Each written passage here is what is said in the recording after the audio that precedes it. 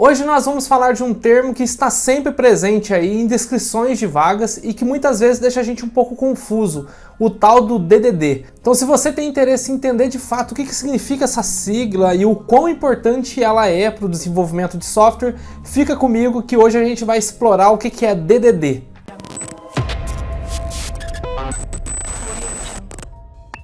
Fala Tech Recruiters, Augusto com vocês e pessoal, eu aposto que vocês já viram aí em descrições de vagas a sigla DDD. Ela aparece frequentemente e ela também é muito importante para o mundo do desenvolvimento de software em si.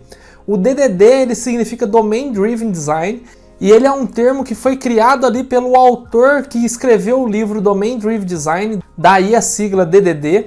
E essa obra ela é tida como essencial no mundo da programação porque ela traz ali alguns conceitos que realmente foi um divisor de águas quando a gente analisa a história do desenvolvimento de software antes e depois do DDD. Então antes da gente entender de fato o que é o Domain Driven Design, vamos pensar aqui em como que eram desenvolvidos os sistemas antes de existir essa técnica.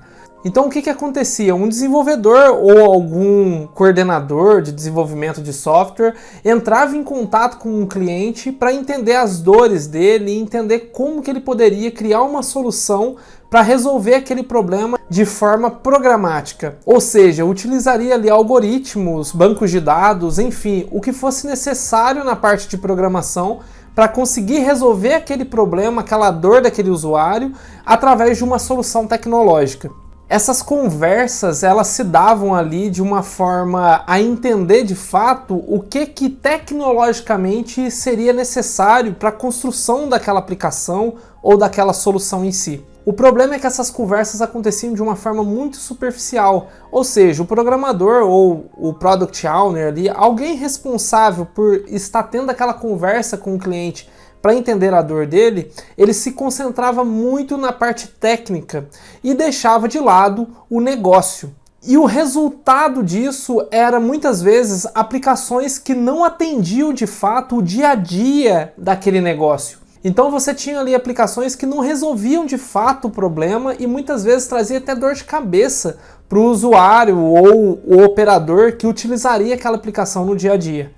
Então isso começou ali a gerar um mal-estar do mercado em relação às soluções tecnológicas do tipo, isso aí é só um hype, né? A gente vai informatizar aqui o nosso negócio apenas porque está na moda, mas isso de fato não vai trazer valor para a gente. E depois disso observado, os especialistas da área de tecnologia começaram ali a se perguntar se de fato eles estavam fazendo isso de forma correta, ou seja, o levantamento dos requisitos e atendendo de fato a dor do usuário. E um desses especialistas foi o Eric Evans, que conseguiu ali, de uma forma maravilhosa, observar qual que eram os problemas que aconteciam ali durante o processo de levantamento de requisitos. E uma das coisas que ele observou de cara é que durante o desenvolvimento de software existem 3 tipos de complexidades ali no que envolve o sistema que vai ser construído. 2 dessas complexidades são tidas como opcionais e uma delas é tida como imposta. As 2 complexidades que ele fala que são opcionais são respectivamente ali a complexidade técnica e a complexidade de legado. Ou seja, elas são opcionais porque de uma forma ou de outra o especialista na hora que está definindo ali as tecnologias que ele vai utilizar, ele tem de fato o poder de escolha se ele vai usar uma tecnologia X ou uma tecnologia Y. E se uma dessas tecnologias for mais complexa que a outra, ele está ali de uma forma ou de outra tendo o poder de escolha sobre essa complexidade. Quando estamos falando de complexidade de legado, ele também tem essa característica, ou seja, o especialista ou a pessoa que está estudando ali a solução tem a oportunidade, se quiser, de pegar o legado e jogar fora e começar do zero. É claro que isso nem sempre é uma boa opção. Na verdade, muitas vezes acaba não sendo, porque o legado ele tem ali um conhecimento acumulado, ele tem a sua importância na hora de desenvolver um novo sistema até. Então, quando a gente está falando sobre essas 2 complexidades, a gente está falando de complexidades opcionais. E a terceira complexidade, que é apontada pelo Eric Evans na obra como sendo uma complexidade imposta, ou seja, aquela que a gente não tem a opção de escolha, né, se a gente quer ter ela ou não, é a complexidade de domínio. E essa complexidade, ela sempre está atrelada à complexidade do domínio em si. Então, se, por exemplo, uma aplicação está sendo construída para auxiliar os médicos na hora de fazer uma cirurgia em um cérebro, essa complexidade vai estar atrelada ao nível de dificuldade dessa área. Então você percebe que realmente nós não temos ali opção de escolha sobre essa complexidade. Se a gente definir que não queremos ter essa complexidade de domínio, então não existe motivo pelo qual a gente vai construir aquela aplicação. E justamente para resolver o problema que estava acontecendo de aplicações serem construídas e não conseguirem atender de fato o domínio, o Eric Evans escreveu esse livro definindo ali algumas boas práticas que a gente pode fazer durante ali, por exemplo, o levantamento dos requisitos, entre outras etapas do desenvolvimento de software. Então, antes do DDD, existiam ali aplicações que elas eram discutidas, né, pensando em como que aquele negócio deveria funcionar, em como que seria ali ela funcionando em um ambiente perfeito. E isso de fato não refletia a realidade. Ou seja, muitas vezes o desenvolvedor ali que estava tentando entender a solução que deveria ser construída, ela estava conversando com alguém que não seria o operador daquela aplicação no dia a dia. O resultado disso eram aplicações onde o operador ali, ele não utilizava ela no seu poder total no dia a dia e muitas vezes utilizava papel e caneta para conseguir contornar problemas nesses sistemas. Então, por exemplo, se existia um campo ali que era obrigatório, mas naquele momento do negócio não era importante para o operador preencher aquele campo, ele simplesmente entrava com o dado ali falso e escrevia o que era importante para ele num papel com caneta.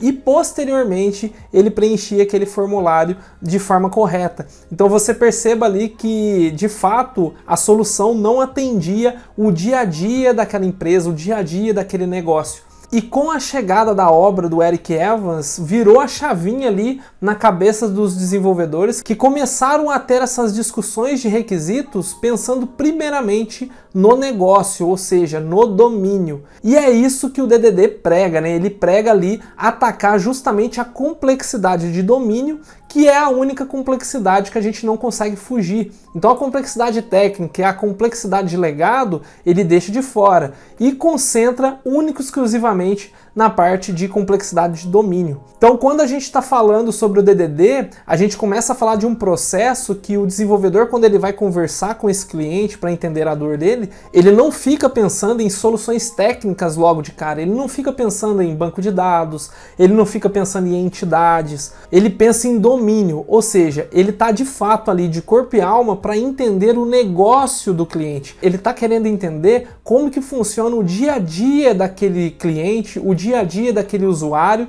sem a solução primeiramente, para depois levantar o que pode ser feito para conseguir automatizar isso, melhorar isso, e aí sim pensando em soluções mais técnicas. Mas essa primeira conversa que ele tem com o cliente é para única e exclusivamente entender sobre o negócio. E o DDD também ganha muita força ali com a chegada dos smartphones, e isso acontece porque os smartphones, com aquela tela dele mais limitada, ele não conseguiria ali suportar aplicações com menus cadastros gigantes, não faria mais sentido também para a experiência do usuário ali conseguir utilizar aqueles sistemas. Então o DDD ele também ganha muita força nesse momento para conseguir criar aplicações que de fato ali tenham apenas o que é necessário para aquele momento, para aquele negócio, naquela hora específica. Então você começa a ter ali aplicações com interfaces cada vez mais enxutas, mais fáceis de se utilizar, e você começa também ali a ter um estudo muito forte de UX e design